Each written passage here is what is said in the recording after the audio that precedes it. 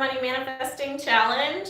11 happens to be my lucky number and my birthday number. And today we're talking about coincidences. So do you think that's a coincidence? I don't think so. We're going to be talking about coincidences, or as we like to call them in the manifestation world, synchronicities.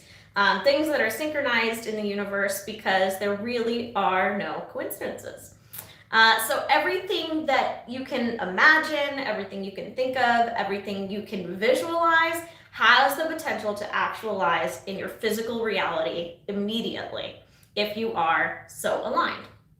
So I can't wait to talk about this subject because it's something that's really fun for me. It's something that happens to me all the time. It's my favorite game to play is to manifest things on the spot. It's literally my favorite game. I do it all the time. And it's so fun because it feels magical. It feels like, wow, there's a magical universe out there and I can ask for things and then they just show up. It's like, you can tell by the smile on my face how much fun this is. So they're like little gifts from the universe that keep your faith alive. So, hey, Jamin, thank you for joining us.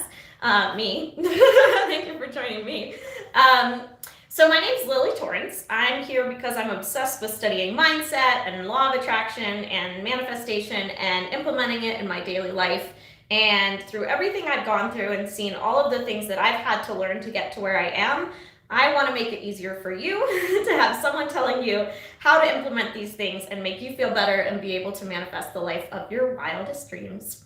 So do me a favor. If you're liking these videos, hit that like button. Go for it right now. Smash it, hit it, click it, whatever you need to do to give us some YouTube love. So thank you very much for doing that. So today we're going to be talking about synchronicities because coincidences don't exist. They're coincidences / synchronicities are things that happen because you manifested them as you were thinking about them. So they're manifestations that happened immediately in the moment. So that's the really fun thing about it, is that once you get good at aligning and manifesting, this becomes a game. So I want to tell you guys actually about the first time I manifested a number, which happened to be the number 123. So I was actually sitting in the bathroom. I had been reading about number manifestation, and I think I had listened to a podcast about it recently. And so I'm sitting there, and in my head, I'm like, I'm gonna manifest the number 123.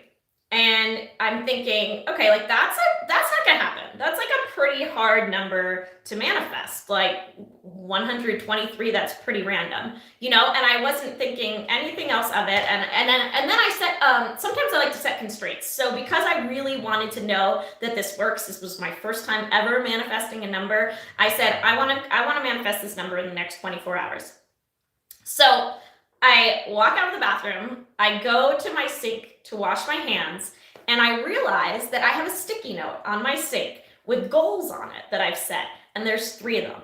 1, 2, 3. I swear to you, it was less than 60 seconds, and it blew my mind, and I wanted to say, that doesn't count, but I couldn't because it was so obvious. So I manifest numbers all the time. Numbers are something that I really enjoy manifesting because they're everywhere. I see them on fire trucks. I see them on cab phone numbers on the side of the cabs. I see them on license plates, billboards, everywhere. So that's a really fun one for me that I enjoy. And it sounds crazy, but I'm having trouble connecting to the internet. It looks like a router issue, so try restarting it. Unplug the router. Wait 10 seconds. Alexa. Back in. Thank you. Okay. Alexa wanted in on the joke. Sorry. Shut up. I can't hang on, you guys. It looks like a router issue. Oh my God, sorry. Okay. I guess I manifested that. I don't know what I did. I probably manifested it by saying her name. So the other thing I like to manifest besides numbers is parking spots, because that's a really fun one. A parking spot is something that if you don't manifest it immediately, it's not useful to you, right? So I like to align myself. The way I manifest a parking spot is that I align myself with what we talked about the other day, which is being grateful for something that you haven't even manifested yet. And that's the superpower behind how I manifest parking spots, is that I'm driving around, right? Or I'm going somewhere that I know is super busy. I remember the last time I manifested a parking spot, I don't go very many places lately, but was downtown Summerlin. It's a shopping center here, and there's like giant parking lots on the outskirts, but along the roads where the shops are, there's a couple spaces where you can parallel park. And so this is my favorite place to manifest parking spaces because I hate having to walk from the outside parking lots. So the last time I went, it was a Saturday night, which is the busiest time for this place. They have restaurants and all kinds of stuff. And I just had to run into one store to get something. And so I said to myself, thank you, universe, for the parking spot right by XYZ store. And I just said that in my head. Sometimes I say it out loud too, especially if I'm by myself. I try not to say these things out loud when other people are in the car, but hey, if I do, oh well. So, and what always happens to me when I manifest parking spaces is that there's a moment where I think it didn't work. So there will be a moment where I'm like, well, that didn't happen. There's no parking space.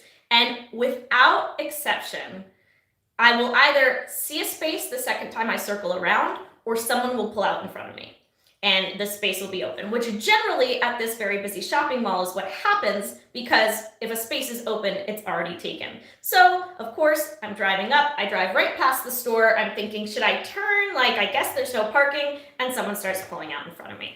So this is visualization. This is what we're doing when we're manifesting things on the spot. We're visualizing. And visualization is something that kids are really good at. It's imagination. It's daydreaming. It's the thing that we beat out of kids in school because they are such good manifestors, because they're good at visualizing their dreams, the things that they want. And when we're told not to do this anymore, we're told, pay attention, be realistic, get your head out of the clouds, then all of a sudden we lose this power to manifest things that other people are telling us aren't realistic. You know, like, is it realistic to manifest a parking spot for yourself? Probably not in most people's beliefs, but do I do it every time I go somewhere? Yeah. So, I mean, who's to tell me to stop? I'm not going to listen anymore. But as a child, we're told, stop daydreaming, stop visualizing, stop imagining, and we do. And that's why we lose this power. So, I mean, athletes use this too. Hey, Maggie, thank you for joining me. So athletes use this too, envisioning their body performing in the way they want to. So, because it's not just about, you know, as a winning strategy for an athlete, it's not just about showing up and your body doing its thing in the moment. It's also about preparing yourself mentally and physically and imagining that physical performance that you want to create. Jamin says, or valet. Yeah, well, that's true. You know, like, if I can't manifest a parking spot, hopefully I'll manifest a valet nearby. I'm not ashamed to do that. Yeah, so I mean, so visualization is really science, and that's one of the things I love about this, is that there really is science behind a lot of this stuff that I can point to and say, hey, I understand why this works, because I'm not the type of person who has faith very easily. I grew up in a very religious community, and I was the only one who didn't have faith, and I was a little bit ostracized, especially as, you know, a 6-year-old telling you that they think they're going to hell, you know, because they, you know, so faith for me is hard. So that's what I want to say, is that this is something that, you know, the science really backs it up. It's used especially with athletes and visualizing performance and stuff. So this is something that's really fun. And how do you visualize it's all about the details. So closing your eyes and imagining the thing you want to visualize. So let's say for the homework today, we're going to be visualizing the $1,000 that we want to manifest. For me, what I did for this homework was I visualized a couple different things, because I've already manifested the money that I wanted to manifest for this challenge. But you want to really put yourself in that space and imagine the details. So what does it feel like in your hands? What does it smell like? What does it look like? Is it falling when you're holding it? You know, are you, making it rain all over the floor? You know, is there music on? Who are you with? Who's there? How did you get there? So that's like as many details and feelings that you can really put yourself in this place to where your mind is firing the same synapses as if it was actually happening. That's where you want to be for visualizing. So it's really that these thoughts become really powerful manifestors because they activate these really powerful feelings of actually already having the thing that we are wanting to manifest. And when you match the vibration of the thing you want to manifest, you manifest it. So that's why when I'm matching the vibration of a parking space, I can immediately manifest a parking space. And it's no different than matching the vibration of $1 million. It's just harder to do because it's harder for me to have faith that $1 million can manifest on the spot, right? But it's not because the universe has a harder time. The universe can manifest $1 million as easily as a parking space. It's us that's the problem. So today's action is to take 10 minutes visualizing what you want to manifest. So whether that's $1,000 for this challenge, whether that's your soulmate, whether that's this career that you've been dreaming of, that's what you want to focus on. And so what I did for my homework was I put on headphones, cranked up some really positive music that made me feel good, and I visualized the career that I want. As I think most of you know, some of you know, I have had a career as a poker player for the last decade plus. I'm considering winding that down and moving into other things in the mindset and law of attraction area. So that's what I did. I laid back, closed my eyes, and I put on music and I shuffled my playlist that I call High Vibe Playlist. And it was pretty wild because the first song that came on was a song called Suddenly I See. So I kind of rolled my eyes at the universe for that one because I get it. Okay, visualizing practice, number one. Then after that, a song came on called High on Life.